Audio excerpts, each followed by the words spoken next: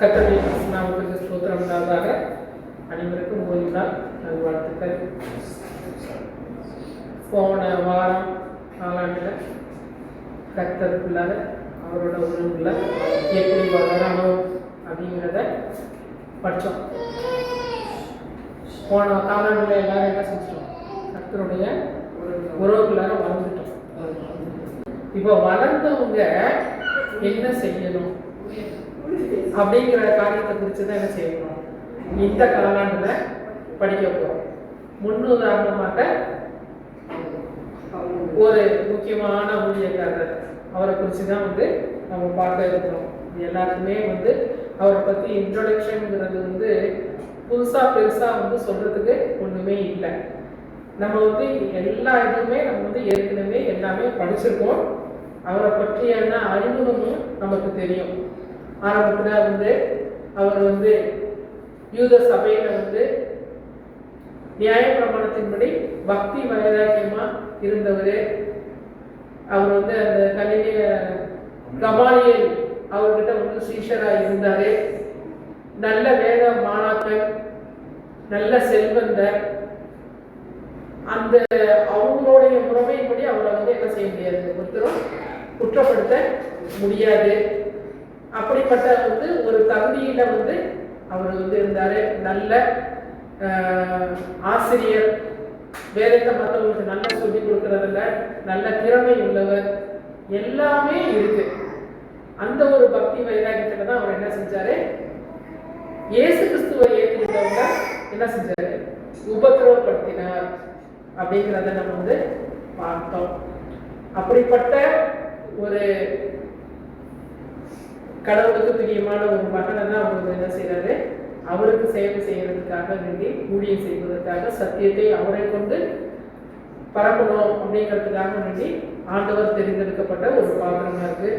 நமக்கு எல்லாருக்குமே தெரியும். அவர் எப்படி இயேசு கிறிஸ்து அவர் தமஸ்கு பட்டணம் போறப்ப அவரை சந்திச்சாருங்கிறது தெரியும். அதுக்கு பின்னாடி அவருக்கு கண் பார்வை அந்த 3 நாள் உபவாசத்துல அமர்ந்து யாரோட பாகத்தையில சத்தியத்தை கற்றுக்கொண்டார் அப்படிங்கிறது தெரியும். ஒரு ஊழியக்காரர் டைரக்டா கண்ணை எடுத்தவருக்கு கண்ணை கொடுக்க முடியுமா? முடியாது, முடியும். ஆனா என்ன செய்யல, ஒரு ஊழியக்காரத்தை கொடுக்க அந்த பொறுப்பை கொடுக்குறாரு. அப்ப அந்த ஊழியக்காரருக்கும் அந்த பட்டணத்துல இருக்கிற மக்களுக்கும் என்ன இருந்திருக்கும், ஒரு பயம் இருந்திருக்கும் இல்லைங்களா? அப்போ இந்த இவரை கடவுள் இவரை சந்திச்சு மனசு மாறிட்டாருங்கிறது அங்க உள்ள மக்களுக்கு சாட்சியா ஒருத்தர் சொல்லணும். அப்ப அங்க ஒரு ஊழியக்காரர் அவர் தேர்ந்தெடுக்கிறாரு. அங்க ஒரு பெரிய காரியம், அவருடைய கண் பார்வை கிடைக்குது அப்படின்னு சொல்லிட்டு பார்க்குறோம். அப்போ அவர் தயங்கிட்டு உட்கார்ந்துருந்தாரா அப்படின்னு பார்த்தோம்னாக்க இல்லை. எப்போ கண் பார்வை கிடைச்சதோ, எப்போ மனமாற்றம் அடைந்தாரோ அப்பவே என்ன செய்ய ஆரம்பிச்சிட்டாரு, ஜப ஆலயங்களுக்கு போய் அவருக்கு நடந்ததை என்ன செய்யறாரு, சாட்சியா சொல்ல ஆரம்பிக்கிறாரு. அதோட இயேசு கிறிஸ்து தான் மேசியா அப்படின்றதை அவர் சொல்றாரு. சாட்சியா அவங்க போய் சொல்றத பார்க்கிறோம். நிறைய பேர் என்ன செய்யல, அவரை ஏற்றுக்கொள்ளல அப்படிங்கிறதையும் பார்க்கிறோம். இப்படியே அந்த நாட்கள் போக போக போக அவர் என்ன செய்யறாரு, ஒவ்வொரு இடமா அவர் போயிட்டு ஊழியம் செய்கிறாரு அப்படிங்கிறதெல்லாம் பார்க்கலாம். அப்படி ஊழிய பாதையில இருக்கிறவங்க தான் கொரிந்துக்கு எப்படி சேர்ந்தாரு அப்படிங்கிறது தான் நம்ம இன்னைக்கு பார்க்க போற ஒரு காரியமா இருக்கு. அப்போ கொரிந்துக்கு வரதுக்கு முன்னாடி அவர் எங்க இருந்தாரு அப்படிங்கிறதெல்லாம் தான் இந்த பாடத்தை பார்க்க போறோம். அப்போ கொரிந்து ஊழியத்துக்கு வரதுக்கு முன்னாடி அவர் என்ன செய்யறாரு அப்படின்னு சொன்னாக்க, நமக்கு மனப்பாட வசனத்துல கொடுக்கப்பட்டிருக்கு. ஒரு ராத்திரியில ஆண்டவர் என்ன செய்யறாரு, பவுலுக்கு தரிசனம் ஆகிறாரு. நீ கொரிந்து பட்டணத்துல இருந்து ஊழியம் செய்ய, இங்க மௌனமா இருக்காத, நான் கூட இருக்கேன். இங்க இருக்கிறவங்களால உனக்கு தீங்கு ஒருத்தருக்கும் வராதபடி நான் பார்த்துக்குவேன். ஒருத்தரும் உன் மேல கை போட மாட்டாங்க. இந்த பட்டணத்துல எனக்கு நிறைய ஜனங்கள் உண்டு அப்படின்னு சொல்றாங்க. அப்போ ஆண்டவரும் அப்படி சொல்லிட்டாரு. அதுக்கு முன்னாடி பார்த்தோம் அப்படின்னு சொன்னாக்க, அவர் என்ன எங்கே இருக்கிறாரு அப்படின்னு சொன்னாக்க அத்தனை பட்டணத்தில் வந்து அவர் வந்து ஊழியம் செய்கிறார். நம்ம இந்த இதெல்லாம் இதில் பார்க்கணும்னாக்க அப்போஸ்தலர்கள் அதிகாரத்தில் தான் நம்ம வந்து படிக்கிறோம். 9வது அதிகாரத்தில் வந்து ஆண்டவர் என்ன செய்கிறாரு, சவுலை வந்து சந்திக்கிறாரு. அதுக்கு பின்னாடி அவர் என்ன செய்கிறாரு, 13வது அதிகாரத்தில் வந்து எடுத்தோம் அப்படின்னு சொன்னாங்கன்னா அவருடைய ஊழிய தொடக்கங்கள், ஒவ்வொரு பட்டணத்திலையும் அவர் எப்படிப்பட்ட இடங்களுக்கு போகிறாரு, அங்கே எப்படி அவரை ஏற்றுக்கிறாங்க, ஏற்றுக்கல, அங்குள்ள யூதர்களால புறஜாதிகள் மக்கள்னால எவ்வளோ பாடுகள் கஷ்டங்கள்லாம் வந்துச்சு அப்படிங்கிறத குறித்து தான் வந்து அதுக்கு பின்னாடி நம்ம வந்து அந்த அதிகாரங்கள்லேருந்து அந்த முடிவான அதிகாரம் வரைக்குமே நம்ம வந்து பார்த்துட்ருக்க முடியும். அப்போது அவர் வந்து என்ன செய்கிறாரு அப்படின்னு சொன்னாக்கா அங்கே வந்து கொரிந்து பட்டணத்துக்கு போகிறாரு. போகிறப்போ வந்து என்ன செய்கிறாரு, அங்கே வந்து யாரை தேர்றாருனாக்கா அவரோட இனத்தை சேர்ந்தவங்களை தான் வந்து பார்க்குறாரு. ஏன்னா அவரை வந்து ஏற்றுக்கொள்ளணும். ஏன்னா அந்த கொரிந்து பட்டணத்தில் யாரையுமே அவருக்கு தெரியறதுக்கு இல்லை, புதுசாக போகிறாரு. போகிற இடத்துல என்ன செய்ய முடியும், இப்போ நம்மளே போனோம்னாக்கா வெளிநாட்டுக்கு போகணும் அப்படின்னு சொன்னாக்கா நம்ம இந்த யாராவது தமிழ்காரங்க இருக்காங்களா அப்படின்னு சொல்லிட்டு நம்ம தேடுவோம் இல்லையா. அப்படி ஒரு ஆள் கிடச்சிட்டாக்க என்ன செய்யும், நமக்கு மனசு நிறைஞ்சு அப்பா நல்ல வேலை நமக்கு ஒரு துணைக்கு ஆள் இருக்காங்க அப்படிங்கிறத நம்ம மனசு வந்து ஒரு திருப்திப்படும் இல்லைங்களா. அதை நம்ம வீட்டுக்கு சொல்லிட்டாலே என்ன ஆகும், வீட்டில் இருக்கிறவங்களும் ஒரு நிம்மதி கிடைக்கும். அந்த மாதிரி தான் இவரும் வந்து என்ன செய்கிறாரு அப்படின்னு சொன்னாக்க ஒரு யூத ஆட்களை தேடுறாரு. அந்த யூதத்து இதில் இருக்கிறவங்கள ஒரு ஆக்கிலா பிரிஸ்கில்லா அவங்களோட ஒரு அறிமுகம் கிடைக்குது. அவங்க வீட்டில் தான் இருந்துக்கிட்டு என்ன செய்கிறாரு, ஊழியமும் செய்கிறாரு. இவர் வந்து ஊழியம் மட்டும் செய்யல, அவரு சொந்தமாக வேலையும் செஞ்சுட்டு தான் அங்கே வந்து ஊழியத்தை வந்து செய்யறதுக்காக வேண்டி அவர் வந்து இருக்கிறாங்க. அப்போ இந்த மாதிரியான பிரச்சனை வந்து அந்த காலத்துல மட்டும்தான் இருந்ததா அப்படின்னு சொன்னாக்க ஆதி அப்போஸ்தலர்கள் காலத்துல இருந்து தொடர்ந்து இந்த காலம் மட்டுமே என்ன இருக்கு, ஊழியர்களுக்கு இந்த பிரச்சனைகள் இருக்கு இல்லைங்களா. அப்போ அவரோட வேலைக்காக அவருடைய சாப்பாட்டு இதுக்காக வேண்டி அவர் என்ன செய்யறாரு, அவருக்கு தெரிஞ்ச தொழில அவர் செஞ்சு ஊழியத்தை ஸ்டார்ட் பண்றாரு அப்படிங்கிறத பார்க்குறோம். அதுவும் என்னன்னாக்க அப்படியே புக்கில் எழுதியிருக்காங்க. என்னன்னாக்கா ராத்திரி முழுசும் அவர் என்ன செய்வாராம், அந்த வேலைகளை வந்து செய்வாராம்.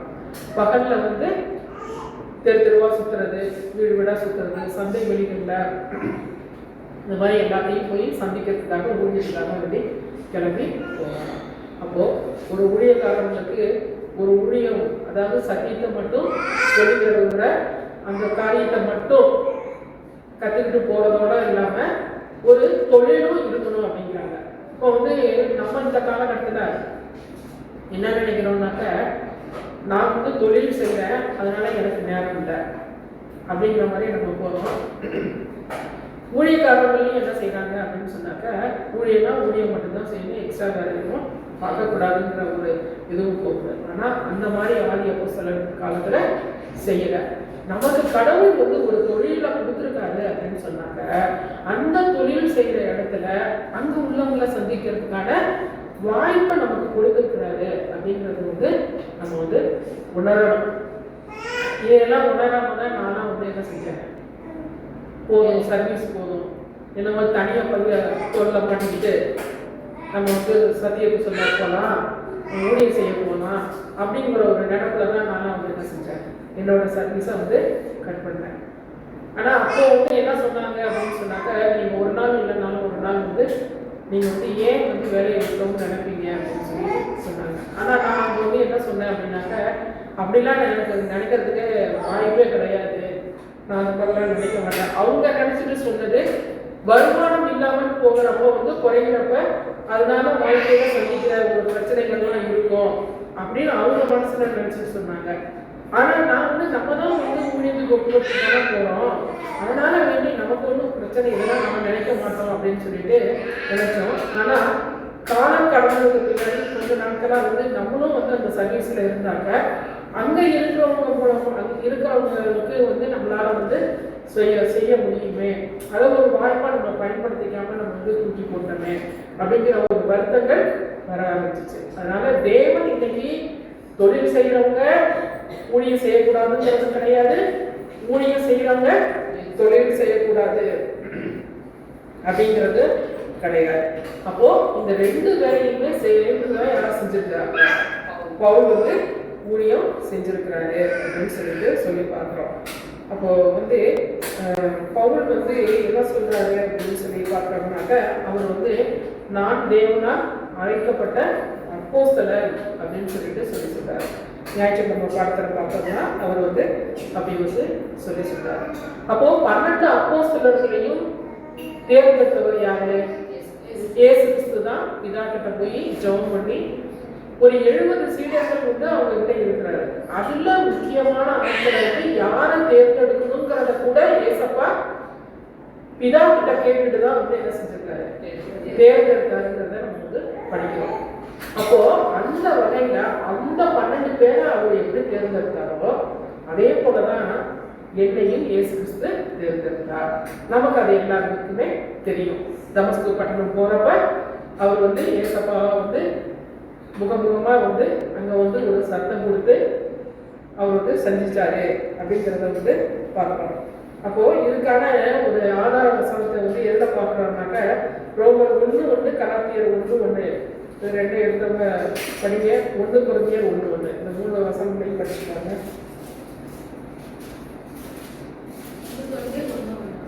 1 கொரிந்தியர் 1:1 தேவனுடைய சித்தத்தினாலே இயேசு கிறிஸ்துவின் அப்போஸ்தலன் ஆகும்படி அழைக்கப்பட்டவனாகிய பவுலும் சகோதரனாகிய சொஸ்தேனோயும்.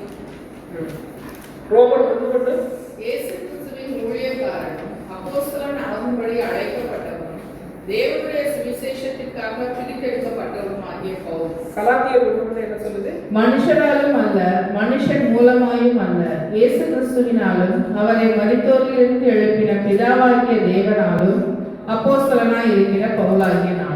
கலாத்தியர் 1:15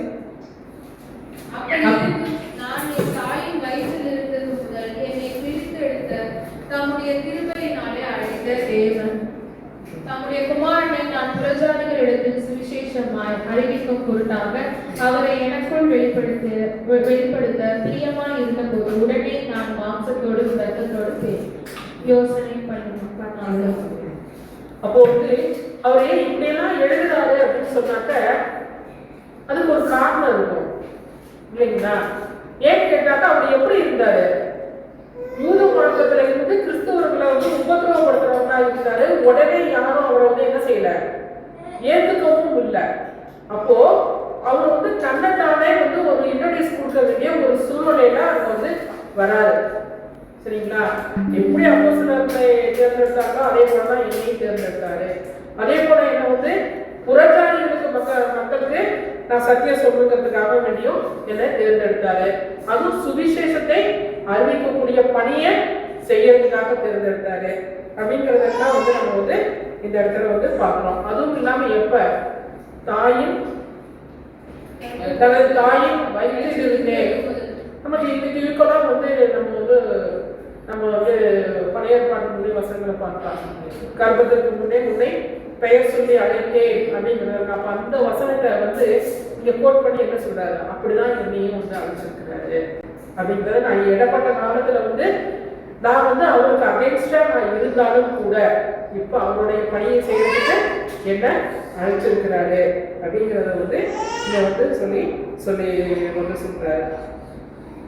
அப்போ வந்து இந்த அப்போஸ்தலர், இயேசுவின் அப்போஸ்தலர் அப்படிங்கிற வந்து அதுக்கு மீனிங் என்னன்னாக்க இயேசுவினால் அனுப்பப்பட்டவர் அப்படிங்கிறத வந்து இருக்குது. அதாவது இயேசு கிறிஸ்துவுக்கு ஊழியக்காரராக இருக்கிறது, இயேசு கிறிஸ்துவோடைய சத்தியத்தை சொல்ற ஒரு ஆசிரியராக இருக்கிறது அப்படிங்கிற ஒரு அடையாளப்படுத்தக்கூடிய இந்த ஒரு இதா இருக்கு. அப்போ வந்து அவரோட ஊழிய பணி மட்டும்தான் வந்து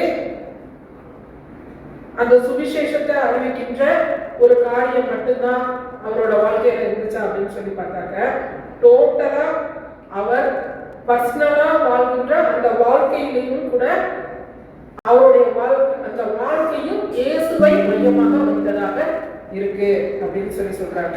அதாவது என்னன்னாக்கா அவருடைய எண்ணங்கள், உணர்வுகள் எல்லாமே இயேசுவின் பிரசன்னத்தால் நிறைந்திருந்தது அப்படின்னு சொல்லிட்டு சொல்றாங்க. இதையே தான் திரும்ப திரும்ப திரும்ப வந்து அவரு சொல்லிக்கிட்டே வர்றாரு. ஏன்னாக்கா அந்த அளவுக்கு இயேசு கிறிஸ்துவை வந்து நேசிக்கிறார். அதாவது இப்போ பர்சனல் லைஃப்ல ஒரு மாதிரி இருக்கும்.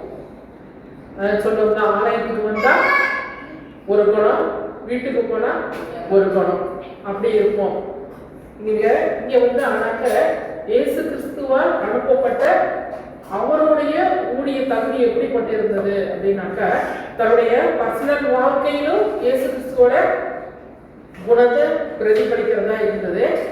அதோட மட்டும் இல்லாம அந்த சுவிசேஷத்தை அறிவிக்கின்ற பணியிலையும் அவருக்கு இருந்த ஆத்ம தாகம், அவருக்கு இருந்த மற்ற அறியாத மக்களுக்கு மத்தியில நடத்தக்கூடிய அந்த விதம், எல்லா இதுலையுமே வந்து அப்படியே இயேசு கிறிஸ்துவை பிரதிபலிக்கிற ஒரு காரியமா இருந்தது. ஒரு சில இடத்துல அவர் என்ன சொல்றாரு, இயேசு கிறிஸ்துவின் அடையாளங்களை, அச்சு அடையாளங்களை எங்களுடைய சரீரத்தில் நாங்கள் தரித்து கொண்டோம் அப்படின்னு சொல்றாங்க. அப்போ இந்த காலகட்டத்தில் இயேசு கிறிஸ்துவோட உறவுல வளர்ற நாம என்ன செய்யணும், அப்போ நம்முடைய பர்சனல் வாழ்க்கையிலையும் குணமாற்றங்களையும் நம்ம வந்து இயேசு கிறிஸ்துவை பிரதிபலிக்கிறவங்களா இருக்கணும். அதோட வந்து நம்ம என்ன செய்யணும், சத்தியத்தையும் சுவிசேஷத்தையும் அறிவிக்கிற பணியா இருக்கணும். அப்போ என்னைக்காவது உள்ள நாளையில என்ன நோக்கத்துக்காக, என்ன காரியத்துக்காக நீங்க எங்களை வந்து அழைச்சிங்க அப்படின்னு சொல்லிட்டு நம்ம என்னைக்காவது கேட்டிருக்கோமா? என்ன மாதிரியான ஊழியங்கள்லாம் பல வகைகள் இருக்கு இல்லைங்களா? ஊழியருக்கு உதவுற ஊழியா இருக்கலாம், ஒருத்தவங்களுக்கு வந்து சத்தியத்தை சொல்லித்தர ஊழியமா இருக்கலாம், மற்ற எந்த ஒவ்வொருத்தருக்கும் ஒவ்வொரு காரியம் எல்லாமே இருக்கு. அப்போ அது இயேசு கிறிஸ்துவின் நாமத்தினால நம்ம செய்யறோமா, என்ன மாதிரியான ஊழியத்துக்கு நம்ம ஆரம்பிச்சிருக்காரு அப்படிங்கிறத வந்து கேட்டிருக்கோமா அப்படிங்கிறத வந்து நம்ம வந்து கேட்க வேண்டியிருக்கு. இதுதான் வந்து ஒரு ஊழியக்காரருக்கு ஒரு தகுதி அப்படிங்கிறத வந்து பவுல் வந்து இங்கே நமக்கு வந்து சொல்லி கொடுக்குறாரு. ஒன்று, நம்மளோட பர்சனல் வாழ்க்கையில என்ன செய்யணும், குணமாற்றங்கள், செயல் மாற்றங்கள் எல்லாமே மாறி இருக்கணும். அடுத்து வந்து வேதத்தை அறிந்திருந்தால் மட்டும் போராது, அதை மற்றவர்களுக்கும் சொல்லி கொடுக்கணும். அப்போ இதை ரெண்டையும் ஏன் மென்ஷன் பண்றாரு அப்படின்னு சொல்லி பார்த்தோம் அப்படின்னாக்கா, வேதத்தை பத்தி நல்லா கற்றவரா அவர் இருந்தாரு. ஆனாக்கா என்ன இல்லாம இருந்துச்சு அவர்கிட்ட, குணங்கள்ல வந்து சொல்ற அளவுக்கு அவருக்கு ஆரம்பத்துல இல்லை. அப்போ இந்த இடத்துல வந்து அதனாலதான் அவர் என்ன சொல்றாரு, குணத்திலையும் மாற்றம் இருக்கணும், இயேசு கிறிஸ்துவை பிரதிபலிக்கணும், சத்தியத்தை மற்றவர்களுக்கு சொல்லிக் கொடுக்கறதையும் நம்ம வந்து மாறி இருக்கணும் அப்படிங்கிறதை இங்க வந்து இது பண்றாரு. அடுத்து வந்து கொரிந்துக்கு வரதுக்கு முன்னாடி வந்து அத்தனே அப்படிங்கிற அந்த பட்டணத்துலதான் அவர் வந்து என்ன செய்யறாருன்னா ஊழியம் செஞ்சுட்டு இருக்கிறாரு. அப்போ அந்த அத்தனை பட்டணத்துல நம்ம இன்னைக்கு வந்து வாசிச்ச அந்த 17வது அதிகாரத்துல அத்தனை பட்டணத்துல வந்து ஊழியம் வந்து எப்படி இருந்தது அப்படிங்கிறத வந்து நம்ம வந்து படித்தோம். எப்படி இருந்தது அப்படின்னாக்கா, அந்த அத்தனை பட்டணம் அப்படிங்கிறது வந்து நிறைய விக்கிர ஆராதனைகள் உள்ள கோயில் அப்படின்னு தான். இன்னைக்கு நம்ம பார்த்தோம்னா நம்ம தமிழ்நாட்டில் எடுத்துக்கிட்டோம்னாக்கா கும்பகோணத்தில் வந்து நிறைய கோயில், திருமணம்னா நிறைய கோயில், காஞ்சிபுரம் நிறைய ஒரு சில குறிப்பிட்ட பட்டணங்கள் இருக்கு. அது போல அந்த அவங்க வாழ்ற அந்த பக்கங்கள்ல வந்து அந்த விக்கிர ஆராதனை கோயில்கள், அதுவும் ரொம்ப வந்து செலவு பண்ணி மற்றவர்களை கவர்ந்து இருக்கிற வகையில அந்த விக்கிரத்தை செய்யறதாகட்டும், அந்த விக்கிரத்தை வைக்கிற அந்த கோயில் இடங்களாகட்டும் அவ்வளோ செலவு பண்ணி அவங்க வந்து கட்டியிருக்காங்க. எங்க திரும்பினாலும் அந்த மாதிரி தான் இருக்கு அப்படின்னு சொல்றத வந்து பார்க்குறாரு. அப்போ வந்து அங்க வந்து தேவனுடைய நாமம் எந்த அளவுக்கு மறக்கப்பட்டு ஒரு நினைவே இல்லாத ஒரு காரியமா இருக்கு அப்படிங்கிறதெல்லாம் பார்க்குறாரு. அப்போ அவங்க அத்தனை பட்டணத்துக்குள்ளார அவங்க போறப்ப வந்து அதுக்கு முன்னாடி பெரையாவை தான் அவங்க வந்து பார்த்தாரு. தெசலோனிக்கர்கள்ல அவங்க வந்து எப்படி ஆராய்ச்சி பண்ணிக்கிறவங்களா இருந்தாங்க, அங்க அவரை ஏற்றுக்கிட்டவங்க இருக்காங்க அப்படிங்கிறதெல்லாம் நமக்கு வந்து ஏற்கனவே படிச்சிருக்கோம். அந்த மாதிரி இருந்த சூழ்நிலையில தான் அவர் என்ன செய்வாரு, அங்கிருந்து விரட்டப்பட்டு ஒவ்வொரு இடத்துலையும் வந்து அவர் சுமூகமா இந்த இடத்துல வந்து ஊழியம் செஞ்சு முடிச்சோம், சரி போலாம் அப்படிங்கிறதெல்லாம் கிடையாது. அங்க எந்த அளவுக்கு ஏற்றுக்கிறாங்களோ அந்த அளவுக்கு நிறைய எதிர்ப்புகள் அவரோட உயிருக்கும் ஆபத்தான நிலைகளும் இருக்கு அப்படிங்கிறத வந்து நம்மளால வந்து பார்க்க முடியும். அப்போ அந்த அத்தனை பட்டணத்துல வந்து போய் அவர் வந்துட்டு எப்படி ஊழியம் செய்யறாரு அப்படின்னு சொன்னாக்க, சரி நம்ம வந்து போற வரைக்கும் வந்து அங்கிருந்து பெரையாப்பட்டினத்திலிருந்து வரப்போ வந்து சீலாவும் தீமோத்தேயும் வர வரைக்கும் நீங்க வெயிட் பண்ணுங்கன்னு சொல்லி தான் அனுப்பி விடுறாங்க. ஆனா அந்த இடத்துல வந்து அப்படி வந்து அவர் வந்து அவங்க வரட்டும் பார்த்துக்கலாம் அப்படின்னு சொல்லிட்டுலாம் அவர் வந்து சும்மா இல்லை. சும்மா தெருவில் போய் சுற்றி பார்க்குறாரு. அந்த பெரிய மத தலைவர்கள இல்லை நேரில் எது சந்தைகளில் இங்கெல்லாம் போயிட்டு அவர் வந்து பேச்சு கொடுக்குறாரு அப்படின்னு சொல்லிட்டு பார்க்குறோம். அதோட மட்டும் இல்லாம எப்படி அப்படின்னு சொன்னாக்க அவங்க வழிபடுற அந்த தெய்வங்களை குறித்து என்ன செஞ்சிருக்கிறாரு, அவங்களோட மனநிலை அவங்க அறியப்படையாத தேவன் அப்படின்னு சொல்லிட்டு எழுதிட்டு இந்த காரியத்தை எல்லாம் உள்வாங்கி அதை குறிச்சும் வந்து அவர் என்ன செஞ்சிருக்கிறாரு, தெரிஞ்சுக்கிறாரு. தெரிஞ்சுக்கிட்டு தான் அவங்க வந்து என்ன செய்யறாரு அப்படின்னு சொன்னாக்க நம்ம பார்த்தப்போ வந்து இந்த 17வது அதிகாரத்தில் நம்ம பார்த்தப்போ வந்து அங்க வந்து ஜெபாலயத்துல அங்கேயும் யாரெல்லாம் இருக்கிறாங்க, யூதர்களும் இருக்கிறாங்க, யூதர்கள் இருக்காங்க, கிரேக்கர்கள் இருக்கிறாங்க, எல்லாருமே இருக்கிறாங்க. ஆனாலும் யூதர்களுக்காக அங்க போய் சொல்றதுக்கு தான் அவர் வந்து போறாரு. மொத்தம் வந்து நம்ம சகோதரர்களுக்கு இந்த மேசியா, இவர் தான் மேசியா, வந்து இயேசு தான் வந்து மேசியா கிறிஸ்து அப்படிங்கிறத வந்து நம்ம வந்து சொல்லணும் அப்படிங்கிறதுக்காக தான் வந்து அவர் வந்து போறாரு. அப்படி போனாலும் கூட வந்து என்ன ஆகுது அப்படின்னு சொன்னாக்க அங்க மற்ற வேற 2 குரூப்பினர் தான் வந்து அங்க இருக்கிறாங்க. அவங்க வந்து எப்படின்னாக்க நல்ல கற்றறிந்தவர்களா இருக்காங்க, விஞ்ஞானத்தோட தொடர்புடையவர்களா இருக்காங்க. நாங்க ரொம்ப கற்றறிந்தவர்கள், எங்களுக்கு வந்து நல்ல விஞ்ஞானத்தை பத்தி நிறைய அறிவு உண்டு அப்படிங்கிற தத்துவத்துல ரொம்ப அதிகமா விஞ்ஞானம் தத்துவம் அந்த 3 இதுலையுமே வந்து அதுல வந்து ரொம்ப கற்றறிந்தவர்களா இருக்கிறாங்க. அதுல அவங்களுக்கு வந்து வேற பெருமை வேற, அந்த மாதிரி பெருமை உள்ளவர்களா இருக்கிறாங்க. அவங்க கிட்டையும் வந்து அவர் என்ன செய்யறாரு, அதை வச்சு வாக்குவாதத்தோட அங்க வந்து வாக்குவாதம் தத்துவத்தை பேசுறாங்கன்னாக்கா அந்த தத்துவத்தோட பேசுறாரு. ஒரு சில காரியங்களை வந்து விஞ்ஞானத்தோட சொல்றாங்கன்னாக்கா அதோடையும் தொடர்புபடுத்தி அவர் வந்து அங்க வந்து பேசுறாரு. எல்லாமே தர்க்கத்திலையும் போகுது. அப்படி போறப்ப இவன் வந்து நுண்ணறிவா இருக்கிறான், இவன் இதெல்லாம் பற்றி நல்லா பேசுறானே, நம்மளை போல பேசுறானே அப்படின்னு சொல்லிட்டு ஏத்துக்கிறவங்க இருக்காங்க. நம்மளை கண்ணிலையும் என்ன பேசிட்டான் அப்படிங்கிற ஒரு எண்ணம் உள்ளவங்களும் இருக்காங்க. இதெல்லாம் அம்மையார் வந்து அந்த எழுதி பிரகாசித்த சீடர்கள் அந்த பவுலின் வாழ்க்கை வரலாறு இதெல்லாம் படித்தோம்னாக்க அங்கே வந்து எவ்வளோ எதிர்ப்புகள் இருந்தது, எவ்வளோ கஷ்டப்பட்டாரு அப்படிங்கிறதுலாம் இருக்கும். அப்போ இந்த இடத்துல வந்து நம்ம வந்து பார்க்குறப்போ வந்து என்ன ஆகுது அப்படின்னு சொன்னாக்கா அவங்க வந்து சரி இவன் என்ன இப்படியே பேசிக்கிட்டே இருக்கான், புதுசாக அப்படி என்னதான் வந்து சொல்ல போறான், நம்ம வந்து கேள்வியே படாத ஒரு காரியத்தை பற்றி சொல்றானே அப்படின்னு சொல்றாங்க. அப்போ எந்த அளவுக்கு அந்த காலகட்டத்தில் இயேசுன்னு ஒருத்தர் வந்து பிறந்தாரு, அவர் வந்து மரித்தாரு, உயிர்த்தெழுந்தாரு அப்படிங்கிற காரியங்கள் தெரியாத ஒரு இடத்துல போய் அவர் ஊழியம் செய்கிறாரு அப்படிங்கிறது தான் நம்ம வந்து புரிஞ்சுக்கிறாங்க. இன்னைக்கும் வந்து நம்ம இன்னும் ரொம்ப சிரமமா இருக்கிற ஒரு கிராமங்கள் பக்கம் போனோம்னாக்கா இயேசுவா அப்படின்னு யாரு, அது யாரு அப்படின்னு தெரியாத ஒரு மக்கள் வந்து நம்ம பக்கத்துலேயும் வந்து இருக்கிறாங்க. அந்த மாதிரி அவர் போன இடமும் அங்கே அப்படிதான் இருக்கு. அந்த மார்க்ஸ் மேடையில் வந்து என்ன செய்யறாரு, அவர் வந்து பிரசங்கித்ததை எல்லாம் யாரை குறிச்சுனாக்க இயேசு கிறிஸ்துவை குறித்து அவருடைய அந்த பிறப்பு, அவருடைய வாழ்க்கை வரலாறு, அவர் மரித்தது, திரும்ப உயிர் தெரிஞ்சு பிதாவிட்ட போனது, இந்த காரியத்தை தான் வந்து குறித்து பேசுறாரு. ஆனால் அவங்களுக்கு வந்து என்னவா இருக்கு, ஒரு நூதனமான ஒரு காரியமா இருக்கு அப்படிங்கிறதான் பார்க்குறாங்க. அங்கே போய் அந்த ஊரில் எப்படின்னாக்கா ஒரு பெரிய மேடை, அந்த பெரிய மேடையில் வந்து நின்றுட்டு அவங்க வந்து பேசுகிறப்ப வந்து என்ன இது பண்ணுவாங்கனாக்கா முக்கியமான காரியங்களை விவாதிக்கிறது, அந்த மாதிரி இடமா அது வந்து இருக்கு. ஒரு பிரச்சனைகள், ஒரு வேற எது குடும்பங்களில் பிரச்சனை, ஏதாவது முக்கியமான காரியங்களை குறித்து பேசணும் அப்படின்னாக்க அது கொஞ்சம் வந்து தள்ளி ஒரு அமைதியான இடமா இருக்கிற இடம் தான் நம்ம மார்க்ஸ் மேடை.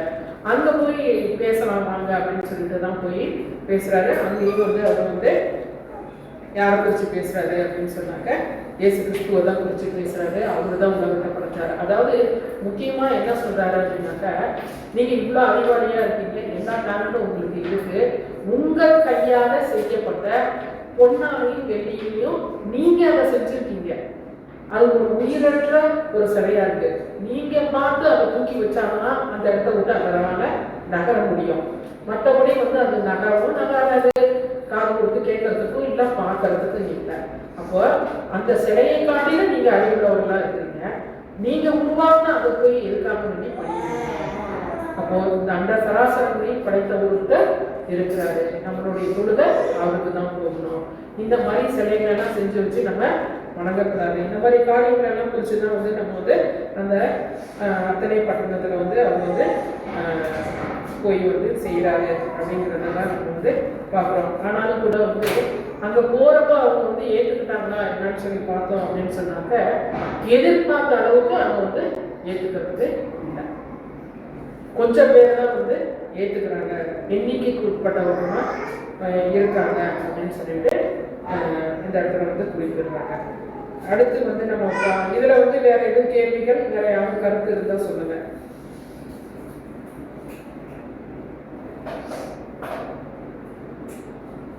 அப்படின்னா கொரிந்து பட்டணத்துக்கு போவோம்.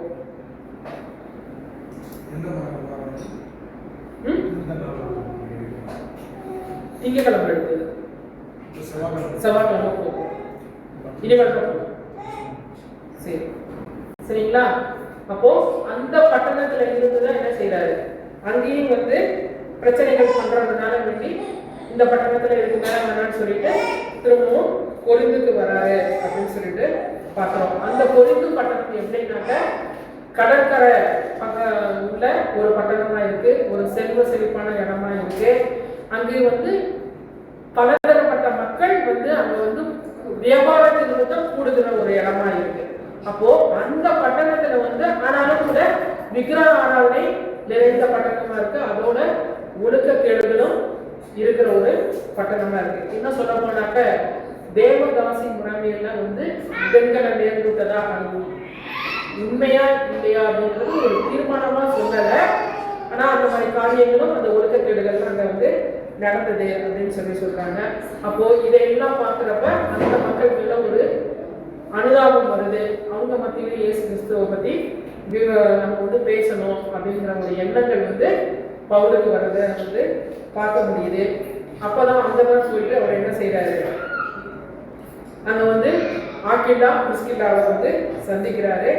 அந்த இடத்துலையும் அவருக்கு ஊழிய பணியில ஒரு பிரச்சனை இல்லாம சவால் இல்லாம இருந்ததா அப்படின்னு சொன்னாங்க. இல்ல, நிறைய பேர் அவர் என்ன செய்யறாருங்க, ஏத்துக்கிறதுக்கு மறுக்கிறாங்க. அப்போ பல பேர் வேற மதங்களை பின்பற்றின மக்களும் அங்க இருக்கிறாங்க. அப்போலோ, அத்தீனா, அப்ரோவைட் போன்ற தெய்வங்களுக்கு வழிபாட்டு தலங்கள்லாம் அங்க இருந்தது அப்படின்னு சொல்றாங்க. இந்த ஒரு இடத்துலதான் அவர் என்ன செய்யறாருனாக்க அவருடைய அன்றாட வாழ்க்கையில ஒரு ஒழுக்கக்கேடு விக்கிரகாராதனையும் இருக்கிற இந்த மாதிரி வருத்தமான நிலையில தான் என்ன செய்யறாரு, அங்க ஊழியம் செய்யறாரு அப்படின்னு சொல்லி பார்க்கிறோம். அப்போ அங்க ஊழியம் செய்கிற நேரத்துலதான் அப்படின்னு சொல்லி பார்த்தோம்னா புதன்கிழமை பாடத்துல பார்த்தோம் அப்படின்னாக்க சரி இங்க எவ்வளவு சொன்னாலும் என்ன செய்யறாங்க, ஏத்துக்க மாட்டேங்கிறாங்க. அங்க உள்ள யூதர்களும் புறஜாதி மக்களை கோத்துக்கிட்டு எதிர்த்து அவருக்கு பிரச்சனை பண்றாங்க அப்படிங்கிற ஒரு நிலைமை வரப்ப சரி இந்த இடத்த நம்ம வேற பக்கம் நம்ம போகணும் அப்படின்னு சொன்னாக்க இங்க சபையெல்லாம் நம்ம உருவாக்க முடியாது அப்படிங்கிற ஒரு நினைப்பு வரப்பதான் அங்க என்ன செய்யறாரு, தரிசனத்துல ஆண்டவர் பேசுறாரு. பேசிச்சு என்ன செய்யறாரு அப்படின்னு சொன்னாக்க இங்கே இது எனக்கான மக்கள் இங்க இருக்காங்க அப்படின்னு சொல்லிட்டு சொல்றத நம்ம பார்க்க முடியுது. அப்போ இந்த மாதிரி ஆண்டவர் அந்த தரிசனத்துல சொன்னதுக்கு பின்னாடி அவர் எவ்வளவு காலம் அங்க தங்கி இருக்கிறாருனாக்கா 1.5 வருஷம் அங்க தங்கி அந்த பிரிஸ்கில்லா அவங்களோட சேர்ந்து அந்த கொரிந்து பட்டணத்துல ஊழியம் செய்தாரு. அநேக பேர் அங்க சந்திக்கப்படுறாங்க. சந்திக்கப்பட்டதுக்கு பின்னாடி அங்க என்ன செய்யறாரு, அங்க ஒரு சபையை நிறுவுறாரு அப்படின்னு சொல்லிட்டு பண்றாங்க. அப்போ அந்த கொரிந்து பட்டணத்துல ஒரு சபையை உருவாக்கிட்டு அப்புறம் என்ன செய்யறாரு, வேற இடங்களுக்கு ஊழியத்துக்கு போறாரு அப்போ அங்க வந்து அவர் செஞ்ச ஊழியம் செஞ்ச இடம் தான். ஆனாக்கா பவுல் வந்து ஏன் வந்து அங்க வந்து நிருபங்களை வந்து எழுதி அனுப்புறாரு அப்படின்னு சொல்லிட்டு ஒரு கேள்வி. புரிஞ்சிருக்கா? ஆமா, அங்க இருந்து வெளில போன பிறகு உங்களுக்கு லெட்டர் எழுத பண்ணாரா? லெட்டர் எழுதலாம். முக்கியமா என்ன காரியத்துக்காக லெட்டர்ஸ் எழுதுறாரு? அவங்க மறுபடியும் பலப்படணும், வெளியில போயிடக்கூடாது அப்படி. ஏன்னா அது ரொம்ப ஒரு ஒழுக்கக்கேடான அந்த ஊரை முதல்ல வந்து ஆண்டவர் அனுப்பலான்றதே நம்ம பார்க்கணும். அதுல தான் நம்ம கத்துக்க வேண்டிய பாடம் இருக்கு. என்ன அப்படின்னா, நாங்க ஒரு ஊழியத்துக்கு போகணுன்றப்போ ரொம்ப கம்ஃபர்டபுளா ஆல்ரெடி கொஞ்சம் தெரிஞ்சவங்க அந்த மாதிரிலாம் கிடையாது. இவ்வளோ ஒழுக்கக்கேடான இடம், ஆண்டவருடைய சத்தியத்தெல்லாம் ஏத்துப்பாங்களான்னு தெரியாத இடம். நீங்க சொன்ன மாதிரி முக்கியமான துறைமுக நகரம், நிறைய மக்கள் வந்துட்டு போற இடம். அங்க போனா சத்தியம் ஈஸியா எல்லா அங்கேயும் ஆண்டவருக்கான ஆத்துமாக்கள் இருந்திருக்காங்க. அதனாலதான் வந்து ஆண்டவர் அங்க போய் எனக்கான மக்கள் அங்க இருக்காங்கன்னு சொல்லி அனுப்புறாரு. ஸோ நமக்கான லைஃப் லெசன் அதுதான். இன்னைக்கும் ஒரு டிஃபிகல்ட்டான பிளேஸ், டிஃபிகல்ட்டான சுச்சுவேஷன்ல நம்ம போகும்போது நம்ம வந்து சோர்ந்து போயிடாம இருக்குன்னா ஆண்டவர் சொல்றாரு, அன்னைக்கு பவுல்கிட்ட சொன்ன மாதிரி நீ பயப்படாத, நீ சொல்ல வேண்டிய வார்த்தையை நான் உனக்கு தரேன் அப்படின்ட்டு. அப்ப ஆண்டவர் கொடுக்குற அந்த பலத்தோட நம்ம போகும்போது என்ன பண்ணலாம் அப்படின்னா அந்த ஊழியத்தை நிறைவேற்றலாம். அடுத்து நீங்க கேட்கறது எதுக்காக நிருபங்களை எழுதுனாருன்னு. அப்ப அந்த மாதிரியான இடங்கள்ல வந்து அவர் ஒரு சபையை நிறுவிட்டாரு. மக்களும் ஆலயத்துக்கு போறாங்க, அவர் அடுத்தடுத்து ஊழியத்துக்கு போகணும்.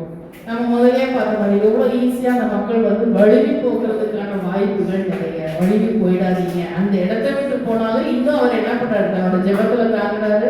நிருபங்கள் வழியா அந்த மக்களோட ஒரு கனெக்ஷன்ல இருந்துகிட்டே இருக்காரு. அதுலயும் நம்ம கத்துக்க வேண்டியது, நம்ம 3 வருஷத்துக்கு முன்னாடி சொன்ன யாரோ ஒரு ஆத்மா, அவங்க ஒருவேளை இன்னைக்கு சபைக்கு போயிட்டு இருக்கலாம், வேற ஊர்ல இருக்கலாம். அவங்க போயிட்டாங்கல்ல, அவ்வளவுதான், அவங்களுக்கு சத்தியத்தை சொல்லிட்டோம் நம்ம விட்டுறக்கூடாது. எல்லாரோடையும் நம்ம என்ன பண்ணணும்னா ஒரு கான்டாக்ட்ல இருந்துகிட்டே இருக்கணும். அவங்க கூட நம்ம பேசுறதா இருக்கட்டும், அவங்களுக்கான தேவைகள் என்ன, வேற ஏதாவது ஜெப விண்ணப்பங்கள் இருக்கான்னு அவங்கள்ட்ட பேசுறதா இருக்கட்டும், அதெல்லாம் செய்யறது மூலமா வந்து அவங்க விழுந்து போகாம நம்ம தாங்குறோம், நம்ம விழுந்து போகாம அவங்களும் தாங்குறாங்கன்னு சொல்லுவாங்க. அப்போ அவங்க வந்து சிஸ்டர் சொன்ன மாதிரி நிறைய காரியங்கள்ல வந்து பலப்படுத்துறதுக்காக இருந்தாலும் கூட நிறைய பேர் என்ன செஞ்சிருக்காங்க, அவங்க அந்த பழைய அந்த ஒரு விக்கிரக ஆராதனையில இருந்துதான் இங்க மாறி வந்திருக்காங்க. அப்போ வரப்ப யூதர்கள் அவங்க வந்து ஏற்றுக்கிட்டாக்க அவங்க எப்படி நடக்கணும் அப்படிங்கிறத எதிர்பார்க்கிறவங்களாகவும் இருக்கிறாங்க. அவங்க நிறைய போட்டு என்ன செய்வாங்க, குழப்புவாங்க. அப்போ எது சரி எது சரியில்லை அப்படிங்கிறது அவங்களுக்கும் தெரியல. நிறைய காரியங்களை குறிச்சு இவங்க வந்து இப்படி செய்யக்கூடாது, அப்படி பேசக்கூடாது, இதை சாப்பிடக்கூடாது, இங்க போகக்கூடாது, இங்க வரக்கூடாது அப்படிங்கிறாங்களா சொல்றாங்களே. அப்ப இதுக்கான பதில் நீங்க என்ன தரீங்க அப்படின்னு அந்த ஊழியக்காரருக்கு என்ன செய்யறாங்க, இவங்களும் வந்து லெட்டர் எழுதி அனுப்புறாங்க. அப்போ அதற்கான ஆலோசனைகள், அதற்கான வழிநடத்துதல்களை வந்து என்ன செய்யறாரு பவுல் அவங்க கேட்ட கேள்விகளுக்கும் காரியங்களுக்கும் வந்து ஆலோசனைகளாக வந்து கொடுக்குறாரு. இந்த இடத்துல வந்து நம்ம போதகர் வந்து காரியத்தை சொல்ல விரும்புறாரு.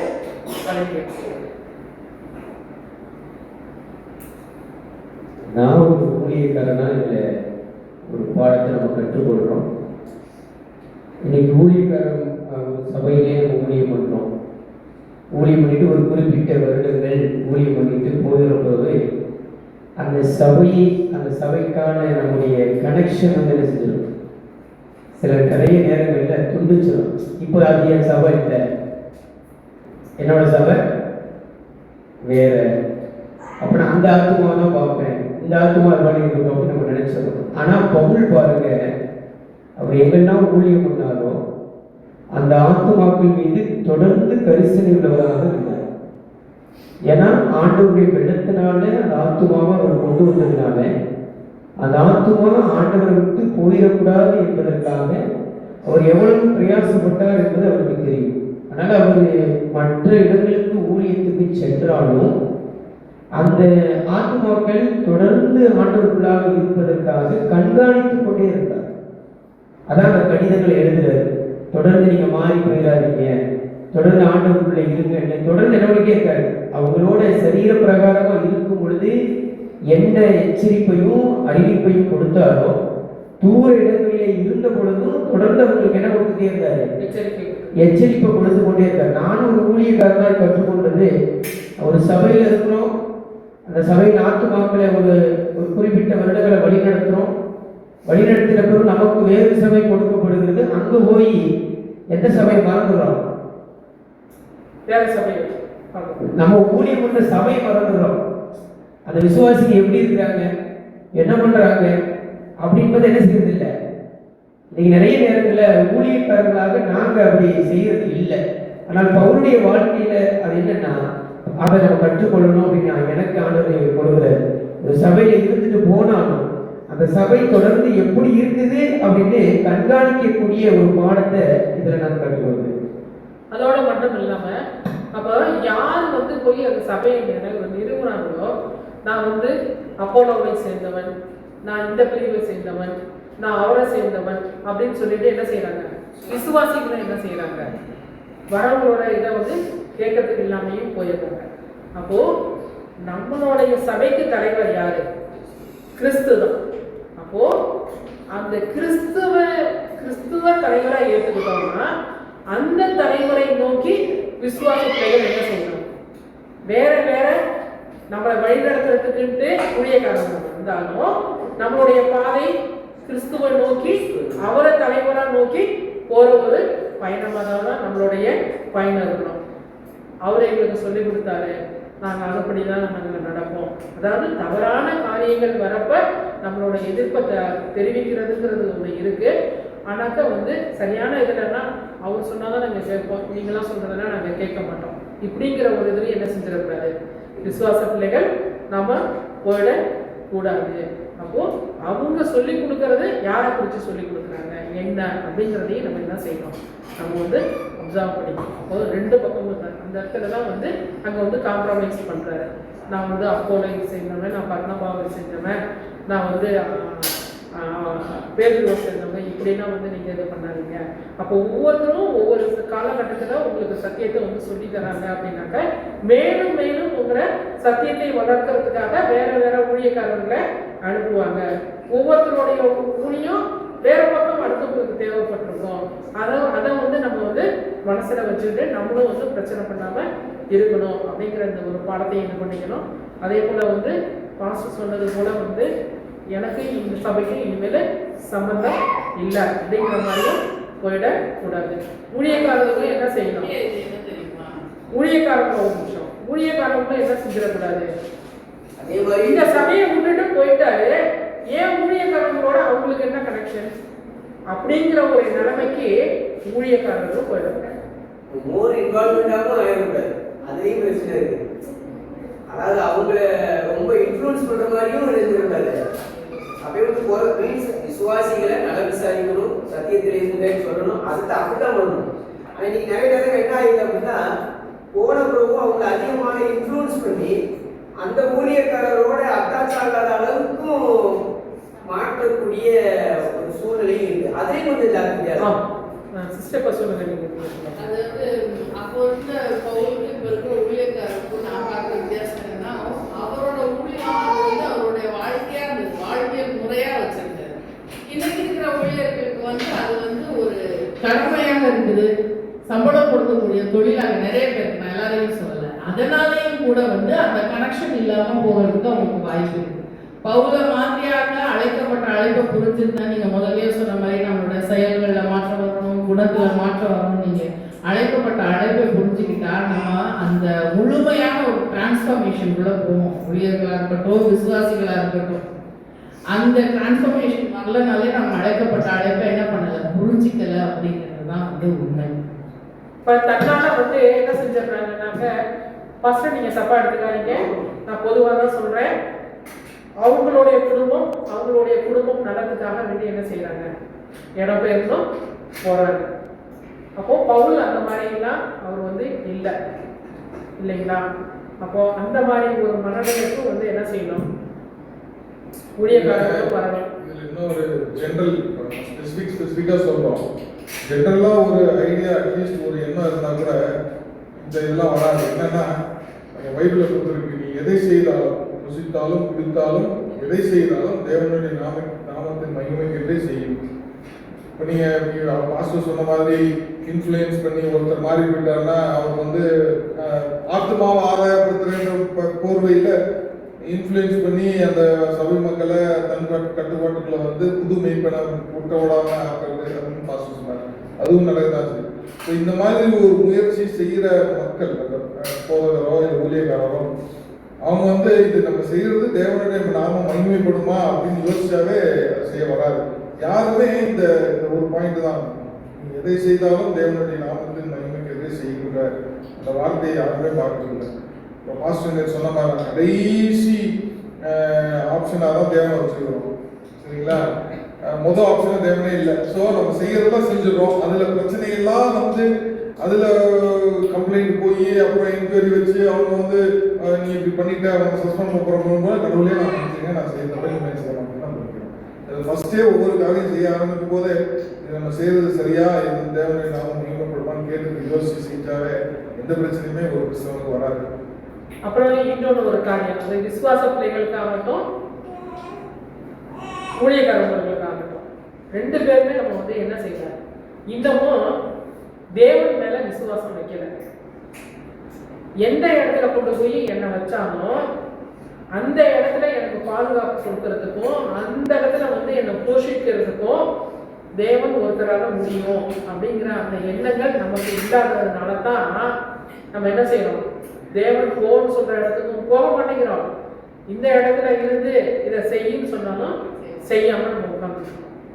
இந்த ஊரை விட்டு போனாக்க எந்த ஊர்ல போய் குப்பை கொட்டுறது, நமக்கு வந்து தொழில இருந்து வருமானத்துல இருந்து எல்லாம் இங்க இருக்கு, இதை விட்டுட்டு போனா நம்ம பொழப்பு என்ன ஆகுறதுன்னு சொல்லிட்டு விசுவாசிக்கணும்னு நினைக்கிறோம். ஊழியக்காரங்க என்ன செய்யறாங்க அப்படின்னு சொன்னாக்க அவங்களோட குடும்ப நலனை மனசுல வச்சுட்டு அவங்களோட பிள்ளைங்களோட எதிர்காலத்தை வச்சுட்டு அவங்களும் என்ன செய்யறாங்க, இந்த இடத்துல இருந்தாதான் என் பிள்ளைங்களுக்கு வந்து எதிர்காலத்தை உருவாக்கி தர முடியும் அப்படிங்கிற எண்ணம். அப்போ டோட்டலா என்ன இல்லை, ரெண்டு பேருக்குமே தேவன் மேல விசுவாசம் இல்லை. அவர் பார்த்து பாரு, பவுல போல ஒரு விசுவாசம் இல்லை. அடி பிரச்சனை பட்டாலும் சரி அவர் பார்த்து பாருன்னு சொல்லிட்டு எந்த ஒரு இடத்துலையாவது அவர் வந்து சந்தோஷமா நிம்மதியா இந்த இடத்துல சபையை நான் உருவாக்குறேன், நான் போயிட்டு வரேன் அப்படின்னு இல்லை. எங்க போனாலும் எதிர்ப்புகள் தான். எதிர்ப்புகள் மத்தியிலும் அவருக்கான ஆத்துமாக்கள் வராங்க. இருந்தாலும் கூட என்ன ஆகுது, அவங்கள விட்டு போய் அடுத்த இடத்துல வந்து பேஸ்ட் போட்ட மாதிரி கொருந்து பட்டத்துல எப்பா நீங்க தரேன்னு சொல்லிட்டீங்க, நீங்க இந்த ஆத்துமாவை கொடுத்துறீங்க, ரைட் இந்த பட்டணத்தை விட்டு நான் வேற எங்கேயும் கிளம்பல, நான் ஊழியத்தை இங்கேயே செஞ்சுட்டு நான் இப்படியே இருந்துறேன்னு அவரு சொல்லவும் இல்லை இல்லைங்களா? அப்போ ஒவ்வொரு காரியத்திலையும் ஒவ்வொரு இடத்துலையும் கொண்டு போய் வைக்கிறாரு அப்படின்னு சொன்னாங்க. அங்கேயும் என்ன தேவன் பார்த்துப்பாரு அப்படிங்கிற விசுவாசம் ரெண்டு பேருக்குமே. இதுதான் இந்த நாட்களில் ஒரு காரியம். வேற எதுவும் உங்களுக்கு தெரிஞ்ச காரியம் சொல்ல மிஸ் பண்ணது இல்லை கேள்விகள் இருந்தாலும் கேளுங்க. இல்லைன்னா இதோட பார்த்து நம்ம முடிப்போம். அடுத்த செக்ஷனுக்கு இந்த வாய்ப்பு கொடுத்த தேவனுக்கும் சபையாருக்கும் நன்றி தெரிவிக்கிறேன்.